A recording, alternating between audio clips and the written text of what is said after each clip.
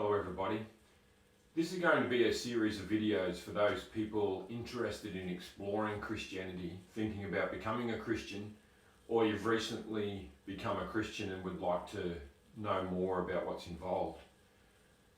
At the simplest level, to be a Christian is to be a follower of Jesus Christ, or Jesus. Many people have heard the name Jesus and know of him, but don't really know what he said or did. So the first place to begin with exploring the idea of becoming a Christian is, who is Jesus? Because if you're going to follow Jesus, you need to know what he said, what he did, and what people said about him. Because being a Christian is about being a follower of Jesus. Now, many people, when I've talked to them about becoming a Christian, say, if God would appear to me and show me himself to me, then I would believe. That's a fair enough point and a fair enough comment. If God really cared about us, wouldn't he show us himself, reveal himself to us? And Christians believe he has. Christians believe that Jesus was God incarnate, or God became a man, and he revealed himself to us. So the answer is yes, God has revealed himself to us, Jesus, when he came to the earth. So the question about Jesus isn't, did he exist or not?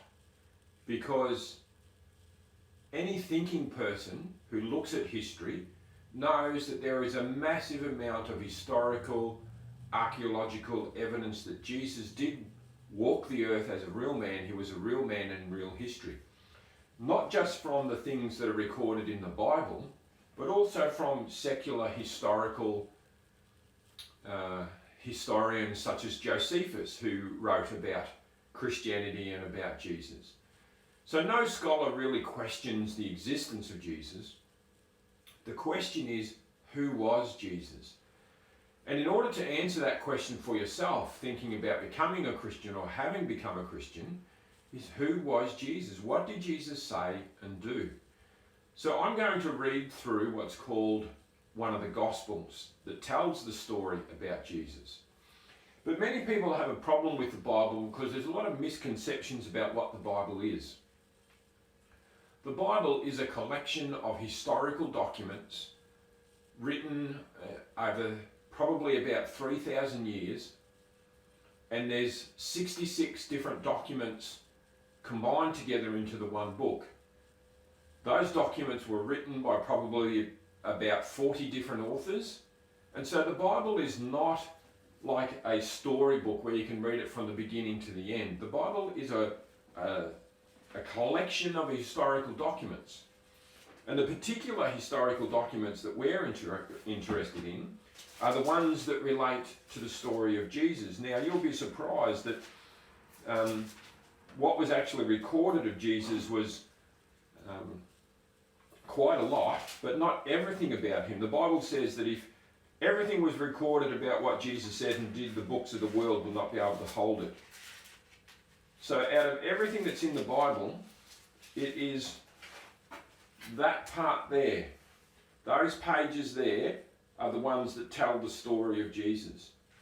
Everything that went before that, so all of this here, is historical documents from thousands of years ago about Israel, about creation and the flood.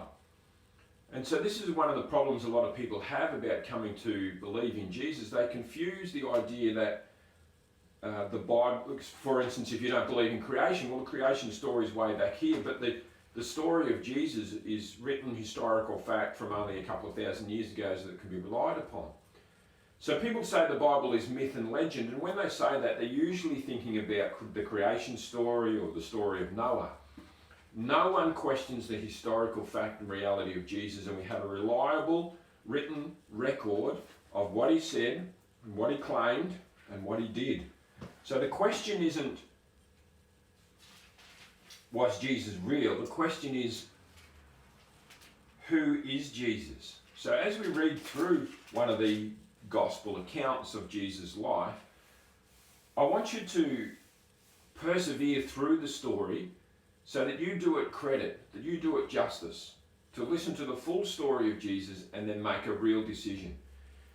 A lot of Christians today might become Christian from an emotional experience. Say you go to a rally or a church or you hear a speaker, and you could be one of those people who's asked Jesus into your heart, but you don't really know what you've done. Being a Christian is being a follower of Jesus. So we need to know who Jesus is. The other thing about the Bible is the Bible was written in a different language, in a different culture. This is the original Hebrew Bible. And in order to get the Hebrew Bible from its original language, because part of the Bible was written in Hebrew, part of the Bible was written in Greek, in order to get it from that culture, that language down into English, it has to be translated. Now, to make it readable, it also has to be interpreted a little bit. So the more readable the Bible is, means the more interpreted it has been. I'll give you an example. We live in Australia in this time. And if I said to most Australians, could I have a bit of dead horse with my pie? Most Australians would know that dead horse means tomato sauce. But imagine if in 1,000 years' time you dug up a document that said a man wanted a dead horse with his meat pie. You would have no way of understanding what that meant. For a start, what's a pie? And why would somebody want a dead horse? So you can see the problem of culture, context, language. Now there's been lots of skilled people study history, culture, language, and have translated and interpreted the Bible into a language that we can use. And most countries now have the Bible interpreted into their language. If you want to follow along with me, you can follow along on your computer, reading the Bible on the internet, or you can purchase yourself one. If you're going to follow with my reading, I'm using what's called the New King James Version.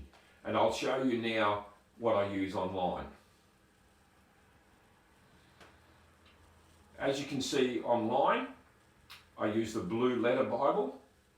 And if I click over here, you can see there is a whole range of Bibles. New King James, Old King James, New International Version, Revised Standard Version, etc., etc.